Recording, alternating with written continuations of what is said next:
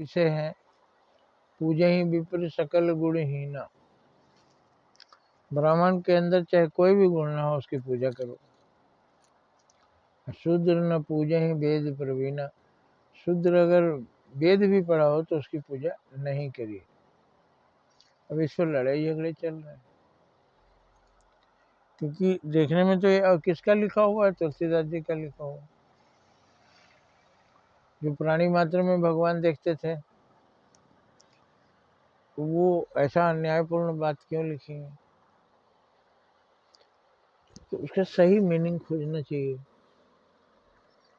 विप्र माने सज्जन, विप्र माने ब्राह्मण, जो ब्रह्म को देखता हो सबके अंदर। सबके अंदर ब्रह्म देखता है तो सबको प्रेम से देखेगा, सबका सम्मान करेगा, सबका आदर करेगा, सबकी सेवा करेगा, सबका भला करेगा। तो वो तो पूज्य होगा ही, जो सबका भला करेगा।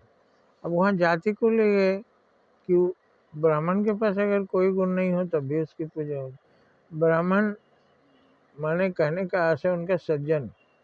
कोई ब्राह्मण हो और चोर डकैत हो तो वो नाम का ब्राह्मण है, जाति अपना ब्राह्मण बनाया, लेकिन कर्म उसका शूद्र का है। तो कर्म प्रधान विश्व करी राखा, जो जस करे सो तस फल चाखा। कर्म प्रधान विश्व है। तो अब आप समझ गए होंगे। अशूद्र माने नीच कर्म में रहने वाला। अब ब्राह्मण क्षत्रिय वैश्य शूद्र चार भाइयों से इसका कोई मतलब ही नहीं है। इसका मतलब अलग से है कि जो बुरे कर्मों में रहता है वो शूद्रों का रहते रहता है, वो नीच व्यक्ति है।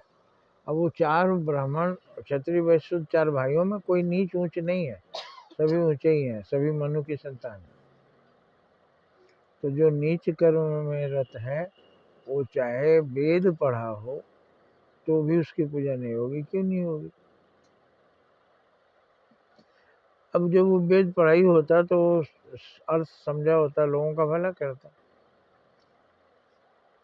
अब वेद पढ़ा है लेकिन वो गलत काम कर रहा है, लोगों को नुकसान पहुंचा रहा है, तो पूजा होगी? वो तो राक्षस है।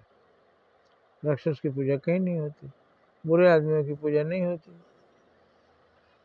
तो यहाँ अच्छे और बुरे से मतलब है।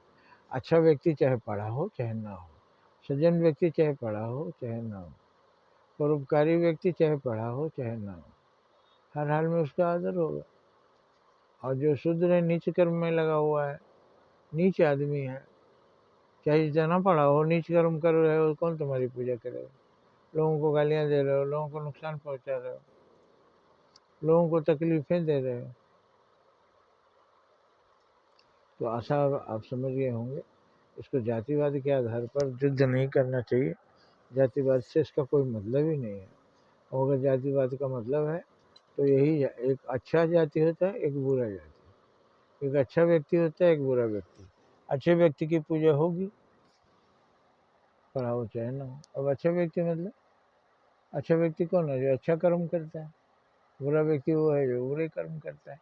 इतना सीधा सा अर्थ है, वही आप समझिए। बुरे कर्म वाला पूजा नहीं जाएगा, चाहे वो महान विद्वान हो।